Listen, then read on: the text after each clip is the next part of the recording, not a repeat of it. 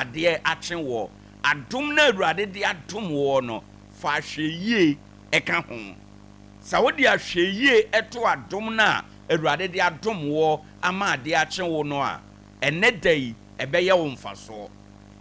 ene dai ebe siwuye ene dai wade nyina ebewie pepepe enti mesrew awurade ama ade ache wo yi no eya adom na ode adom wo wadwuma yemu wo kasa mu wo nante mu wo wade bia wo yemu no kai se enye wo hoɔden na ya adom na awurade de adom wo enti no fa ahweyie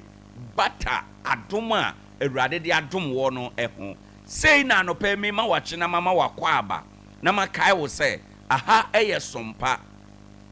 101.1 FM yɛyɛ adwuma efiri takwa yɛwɔ takwa low cost hona yɛyɛ adwuma efi yɛne China for warehouse na ɛwɔ low cost no ɛna edi animhwɛ anɔpɛ nso yaba ofie hɔ yɛda wo ase sɛ ɛbɛpem sabre woda so yɛ mu gidie sɛ yɛn na wo ne yɛn betu anamɔn ɛnɛ ade akye no nkɔmɔ bebree ɛwɔ hɔ ɛnkyɛ yɛbɛfa yɛfutu sɛm yɛwie pɛ na yɛhwɛ sɛde ewie mu besi ayɛ ɛnɛ dai weather forecast no yɛbɛ forecast ɛde amaw ɛno akyi no yɛbɛhwɛ ama yakwan so ayɛ jojo yɛbɛkɔ National Road Safety Authority na yɛne wɔn akɔakɔdi nkɔmɔ no nsia kaseɛbɔ ɛɛba Ghana Today bɛtoa so ɛne dwumadie